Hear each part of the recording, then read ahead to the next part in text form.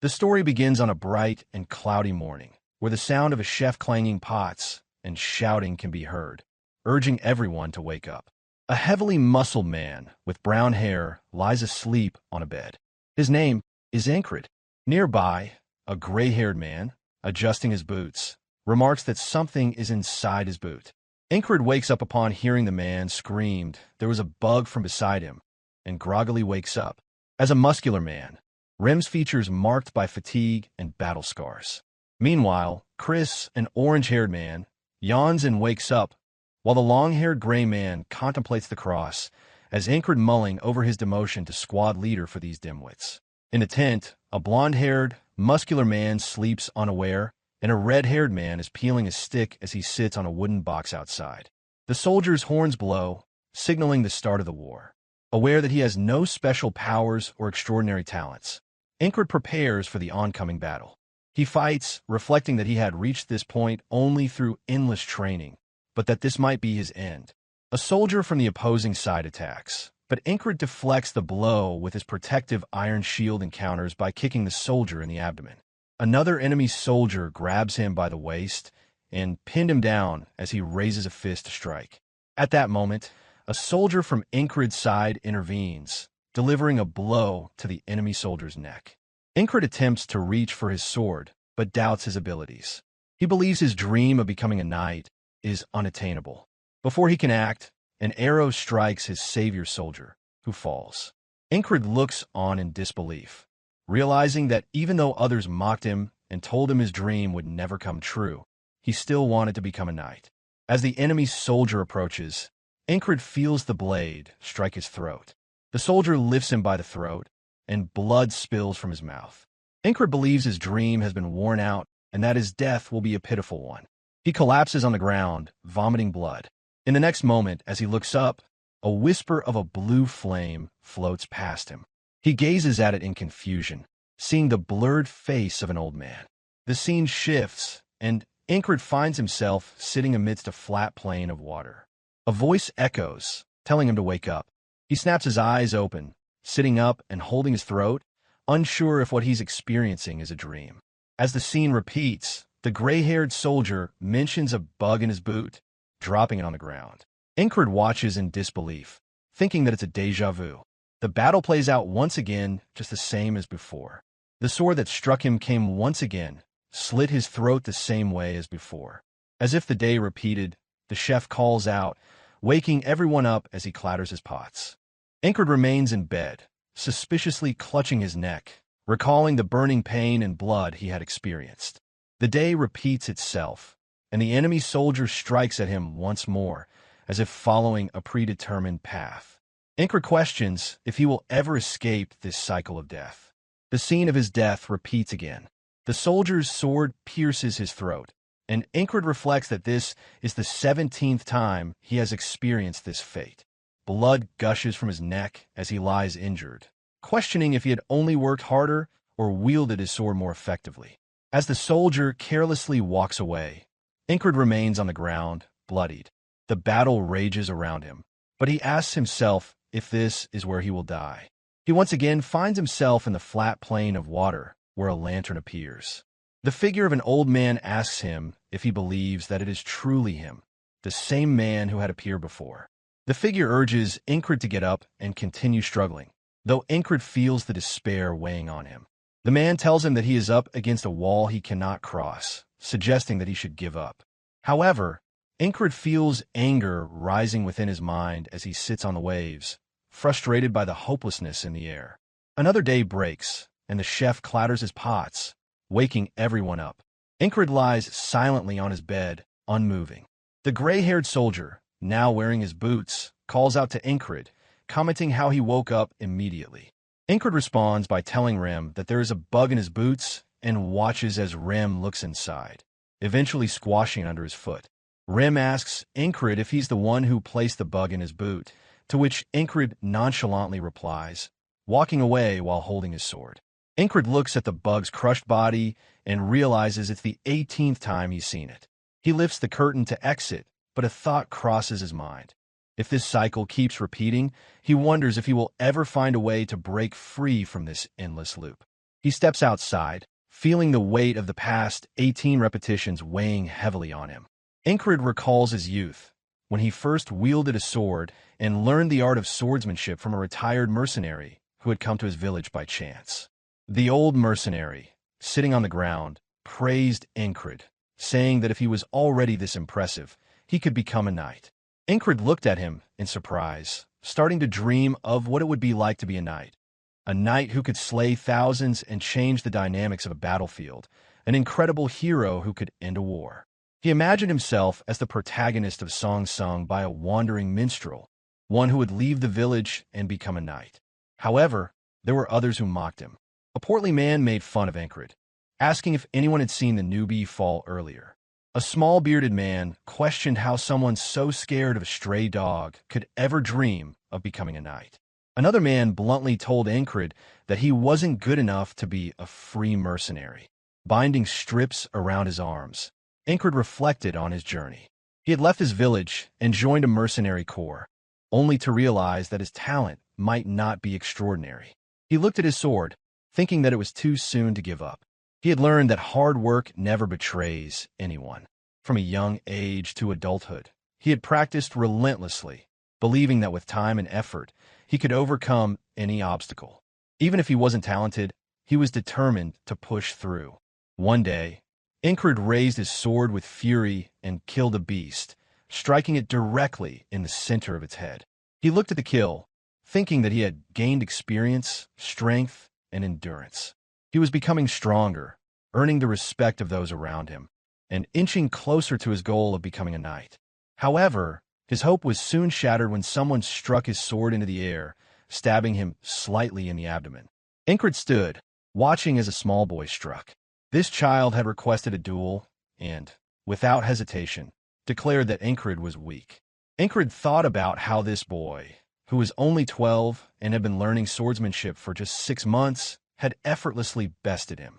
With little experience, the boy was already more skilled than Encrid, who had spent over a decade perfecting his craft. Feeling dejected and ashamed, Encrid sat on the ground, pondering if all his hard work had been in vain. Was there really no way for him to achieve his dream? It was midnight when Encrid continued practicing, determined to become a knight. He spent less time eating and sleeping than the others, dedicating himself entirely to his swordsmanship. He swung his sword again and again, frustrated but resolute. As the day broke, Encrid gazed at the marks he had left on the tree, convinced that if he couldn't become a knight, he would at least become an experienced soldier. He struck the tree again and again, pushing himself harder.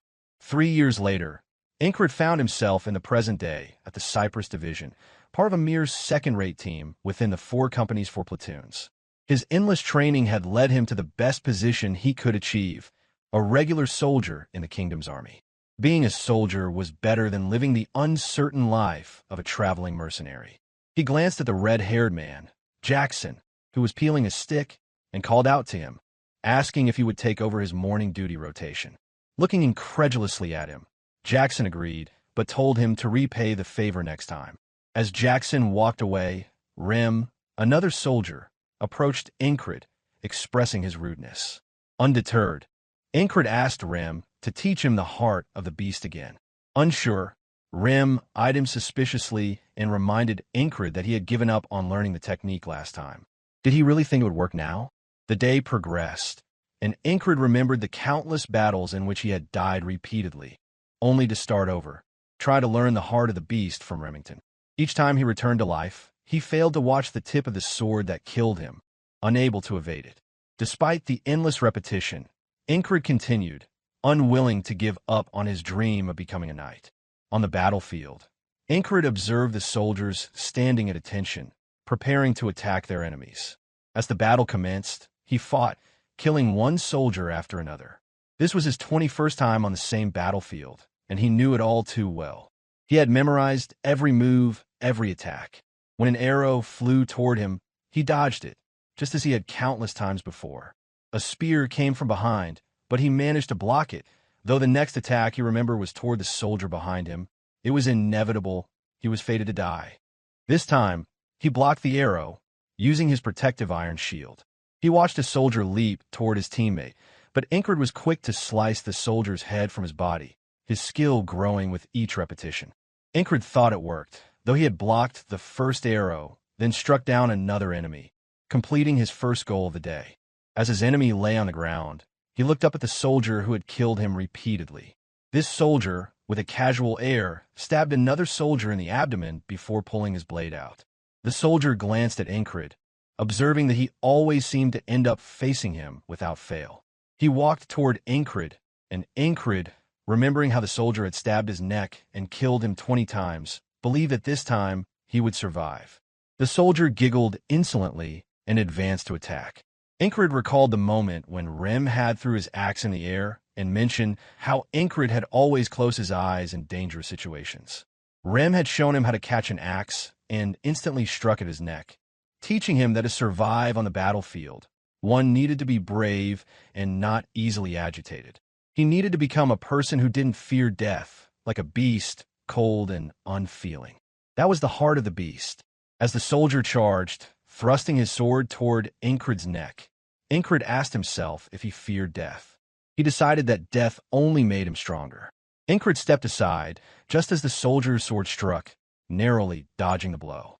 He observed the sharp edge of the blade coming dangerously close and felt his heart stop for a brief moment.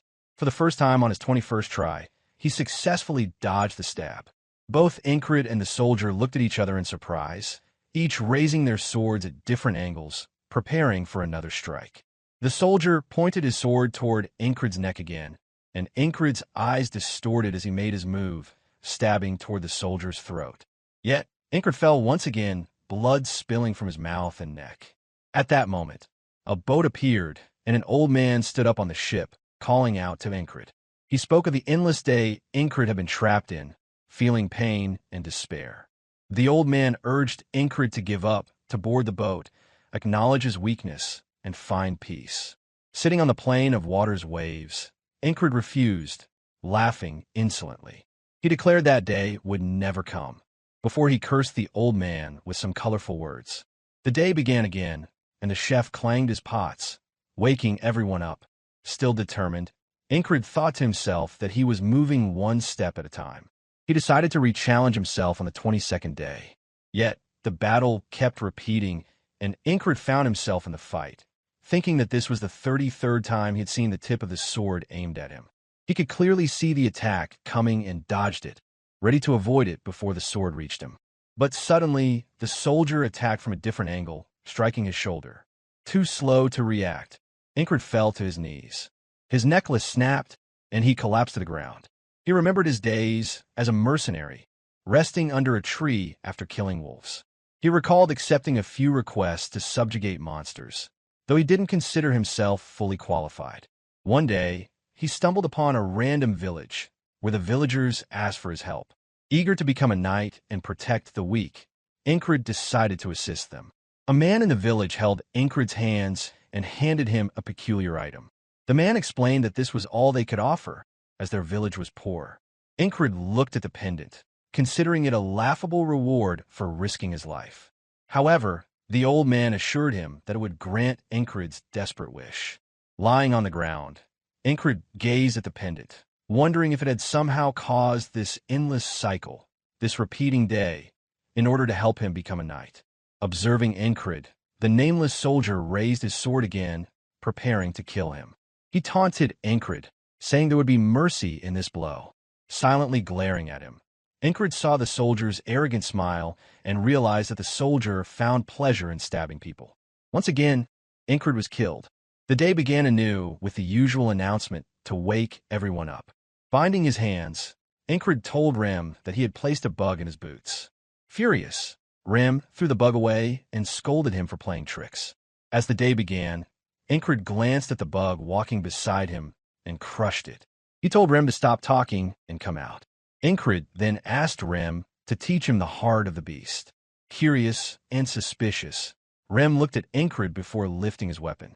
Thus, they have their usual sparring that morning. Encrid carefully observed Rem's attack, stepping back and dodging it. Now silent and still, Rem asked Encrid how the skin of his heart had suddenly thickened.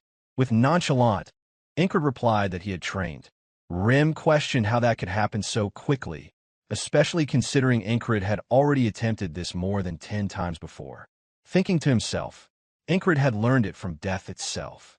He asked Rem if there was anything essential about that, and suggested, by chance, Encrid had discovered it. Rem looked at him in disbelief, but Encrid took out a sword placed with the other weapons.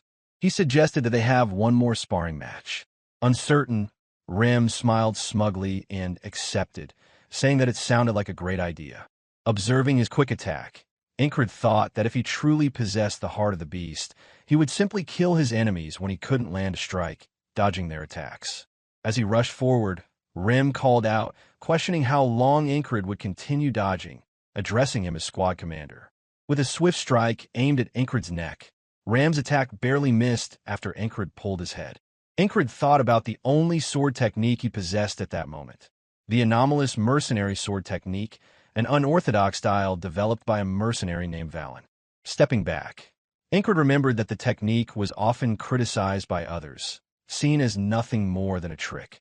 Being on mid-leap, Rem commented on Encrid's weak lower body strength. Hearing this, Encrid thought that despite everything, his technique was the most solid he had. He held a position, silently awaiting Rem's next move. Encrid then copied the stance of a nameless soldier who had killed him many times before, attacking in the same way. But suddenly, Rem struck his sword into the air, the blade spinning as Encrid looked on, surprised by its movement. He remembered the arrogant smile of the nameless soldier who had killed him, and for a moment, Encrid realized that this was the same attack that had killed him countless times. His body, from all the deaths, had learned the movements. Encrid clenched his fist, thinking that this was the stab that had brought his demise. He watched Rem, who remarked that Encrid should have had some blood on his hands by now. Among all the things he had shown him, Rem noted that this stab was the most decent one. Encrid thought about his own hands. If he had followed the technique correctly, his hands should be bleeding by now. Rem hesitated, suggesting that if Encrid's attack failed, he should be ready for what came next. He told him that dodging wouldn't be enough, and that Encrid was just someone who couldn't hold onto his sword. Silently, Encrid thought about Rem's words, realizing that he had misunderstood earlier. He recalled the time he had tried to block an attack, thinking about the difference between his own stab and the soldier's, one where he had been stabbed in the neck. He coughed up blood as he sat on the ground, reflecting on how he lacked confidence in his sword. Pointing his sword at Encrid, the nameless soldier mockingly said there would be mercy before stabbing him in the back. Encrid thought back to the time when he had been about to attack again, but Rem's powerful strike knocked the sword from his hand. Encrid remembered the arrogant laughter of the soldier as he had been stabbed. He thought that even if it was just one step forward at a time, he would keep going. The same day repeated, and Encrid, now resigned, was stabbed again in the neck. He reflected that he would advance, even if it was only a quarter of a step. Over the 101st, 123rd, and then 124th day, the same cycle of death continued, with a nameless soldier delivering the same blow. Each time, Encrid was skewered at his neck, hearing the familiar phrase of mercy as he died. On the 124th day, Encrid practiced with Rem, who was attacking him with full strength. To Rem's shock, Encrid's fighting stance had changed. Staring at him, Rem asked if he had gone mad, noticing the blood quickly oozing from Encrid's hand. Grinning insolently, Encrid realized that he had mastered his stab. He felt a surge of speed and murderous intent.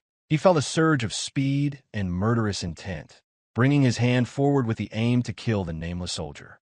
But the sword dragged against his helmet, and in return, the soldier killed Encrid once again, with the same way, a sword through Encrid's neck. Encrid thought that his first stab attempt had failed, but he refused to let go of his sword. He stared at the soldier, his mind replaying every clash of their swords and the strike just moments before. As the soldier stepped on his chest, mocking his suffering, he raised his sword once more, saying this would be mercy. Before the nameless soldier delivered his execution, Encrid spoke, saying he would die tomorrow. Though, Encrid thought that perhaps it was all just in his head. Arrogantly smiling, the nameless soldier exclaimed that the dead had no tomorrow. As if the necklace pendant hold a power out of this world, Encrid repeated the day again. Encrid crushed on the bug, as always as he claimed to have seen it headed in a shoe a while ago. Cracking a smile, Rim thanked Encrid. With that, Encrid requested that he take on guard duty. Startled by Encrid's casual tone, Rim looked at him in disbelief. Unfazed, Encrid walked out to start on the 125th day. He then called for Cries, asking him to get him some greaves, a shield, and a dagger, promising to pay him back later. Though irritated, Cries agreed, saying he would trust Encrid since he was the boss, but wouldn't do anyone favors. Meanwhile, Rim approached Cries and asked if the squad commander had ever been this pushy with his requests. Overhearing, Jackson grumbled about the constant tasks Rim dumped on the leader. Furious, Rim threatened Jackson with his axe, while a long-haired, white-bearded man holding a cross sent his wishes to his squad members. Rim watched Encrid, noting that he was acting strangely today, unusually intense. Encrid thrust his sword into the center of a tree and raised his sword once more, as if the pain he had endured had made him feel something incredible. Every time Encrid dies, he remembers the deathly glares and wonders whether he will ever win after thousands, maybe tens of thousands of attempts. He questions if there is any way to escape this endless cycle, to survive, or if he would simply wake up tomorrow and face the same day again. He wonders if he will ever break free from this loop. Encrid tells himself that he has grown stronger, asking if it isn't enough to be content with that. But he knows that is not an option for him. He has to surpass the wall in front of him. Standing in a plain of water, Encrid saw the nameless soldier as the wall, thinking about the stabbing technique he wants to master. He pierces his sword forward, determined not to abandon this blessing, and with all his strength, he shatters a tree in half. Before the battle begins, Encrid tightens his boots, dons his iron armor, and steeled his determination. He knows that he must keep moving forward. As the soldiers blow their horns and prepare for battle, Encrid's team warms up, adjusting their muscles and preparing for the fight. The clash begins, and both sides rush toward each other.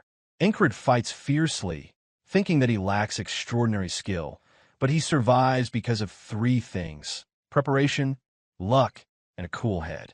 On the 46th day, a spiked mace shatters his left shoulder. On the 66th day, he rolls to dodge the mace, but is crushed by another soldier's blow to his head.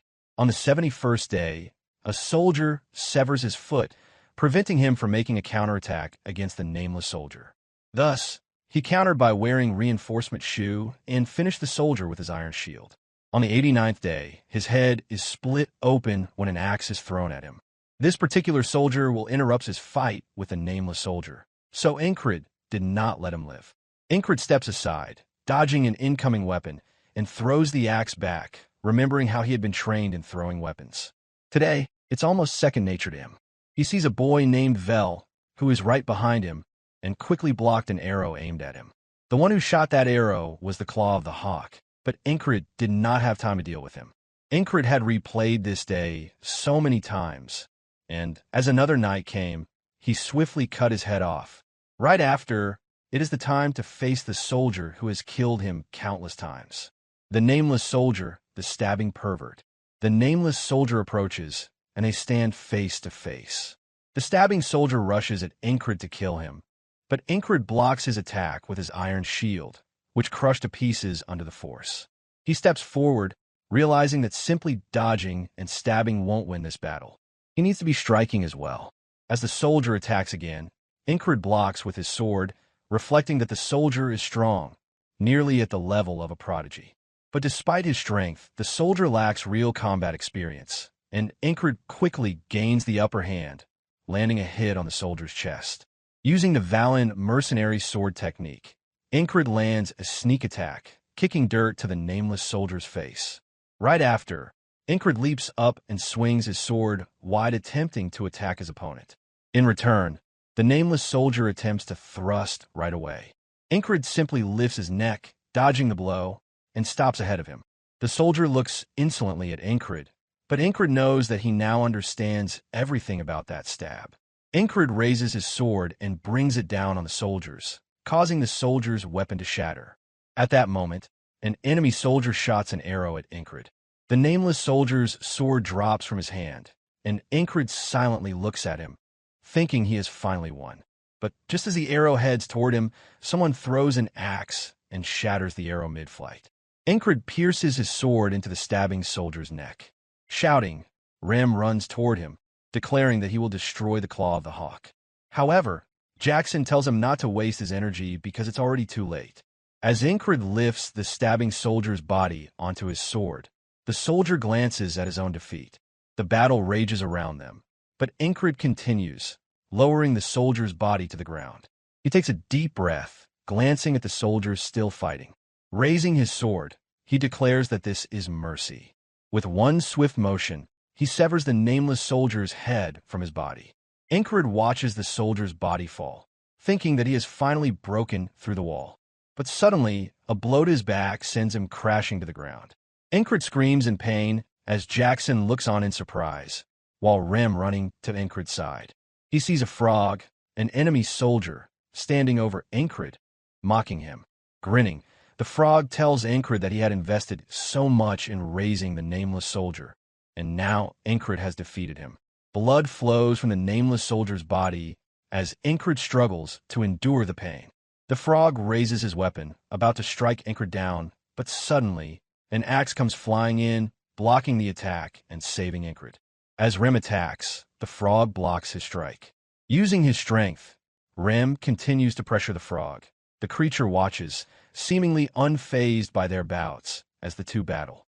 Rem and the frog engage, attacking from different angles and dodging each other's blows.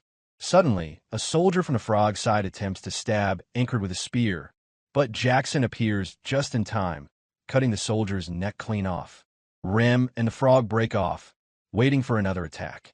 Looking at the frog, Rem tells him that if he wants to kill his squad commander, he'll need permission first.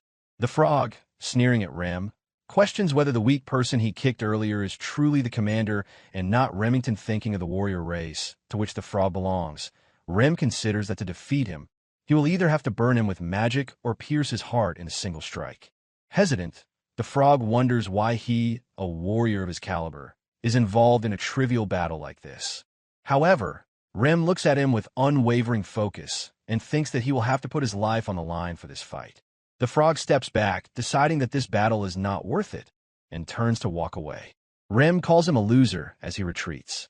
Meanwhile, Jackson runs to retreat into another soldier who attempts to strike him as he brings Encrid with him. In turn, Rem takes care of the soldier who's attacking Encrid. Right after, Jackson notices a soldier approaching from his right, but Auden, another squad member, kills him from behind. Every member of Encrid's squad saves one another, and the other soldiers continue to engage the opposing warriors. As the chaos of battle rages on, the four squad members regroup, taking defensive positions while Encrid begins to lose consciousness. A soldier from Encrid's side shouts for the retreat, but Encrid is completely dazed. The soldiers pull back, and Encrid's mid collapses as he enters the flat plain again, lying motionless. As he floats, the old man appears, telling him that although he survived for the day, it's all for nothing. He won't be able to overcome the walls that will keep appearing before him. The old man gazes down at Encrid, telling him that his fate is to live in despair and ultimately give up.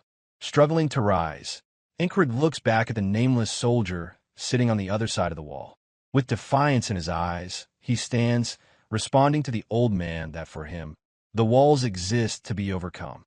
Knowing Encrid's resolve, the old man replies that he will wait for the day when Encrid's eyes, full of ambition and greed, lose their light entirely. Encrid opens his eyes and looks upward, noticing Rem, who is casually cleaning his ear. Rem tells him that he's in the infirmary tent and that Encrid had been unconscious for 2 days. Blowing his finger, Rem mentions that he saved Encrid from the frog and asks if he remembers it. Groaning in pain, Encrid asks himself if that was truly the frog. It seems incredible that he survived. Rem tells him that his bones are not broken, though his head was severely shaken. He jokingly asks if Encrid remembers him as his best friend forever, to which Encrid carelessly replies that he never called Rem his friend, instead referring to him as a noble hunter. A bit irritated, Rem covers Encrid's mouth and tells him to be silent. He looks around the infirmary tent, noting that 2 other soldiers are asleep. Rem then says that it's a secret and nothing to do with Encrid. Still groggy, Encrid asks Rem if he is just someone Rem has nothing to do with, or if he is his best friend, asking him to make up his mind. A new day arrives, and Enkrid made it out alive, though still in pain. A fourth squad member named Cries enters the tent and calls Enkrid as a commander. He asks for payment 3 times, questioning if Enkrid knows how much Cries spent to get him into the infirmary. Wondering why a regular soldier like him was even get his treatment in the infirmary. Enkrid then asks why he wasn't seen during the battle. Smiling slyly, Cries replies that he'll give Enkrid a special discount, but only if Enkrid agrees to pay back double. That evening, another fourth squad member named Jackson arrives at the infirmary tent. Enkrid looks at him and, sensing that Jackson has business with him, asks. Jackson throws a small box toward Enkrid and tells him, before leaving, that the ointment should be applied twice a day, morning and evening, but instruct him not to ask where he got it from. Enkrid opens the box and realizes that it contains the same ointment Jackson used to use. He wonders if Jackson really doesn't mind sharing his personal items. A fourth squad member named Auden, holding a cross, is sitting beside Enkrid, quietly crying. Enkrid glances at him and tells him to go, as he is not dead. As night falls, Enkrid lies on the bed, reflecting on the shifts that his comrades had taken to care for him, wondering why they were all so worried about him when they were busy fighting their own battles. As Enkrid closes his eyes, he notices his blonde-haired comrade, Ragna, entering the infirmary. Ragna notices Enkrid waking up and asks why he is here. Enkrid, closing his eyes, thinks that there's no way Ragna cares about him. He believes that Ragna is only concerned because he doesn't want Enkrid to be a liability. The next morning, Enkrid notices 2 soldiers in the infirmary. One is a brown-haired man who Enkrid recognizes as the commander of another company, someone who used to pick fights with him. The other is a blonde-haired man, whose name Enkrid doesn't know, who spends most of his time staring off into space. Puzzled, Enkrid wonders how such low-ranking soldiers ended up in the infirmary, and wonders why they were there when they should have been in the field. He looks at them with suspicion, feeling a strange unease. Just then, someone else enters the infirmary. Enkrid looked at her, who appeared to have ears different from humans, with a sword at her waist. Standing there with confidence, the woman asked who the 444th Squad commander was.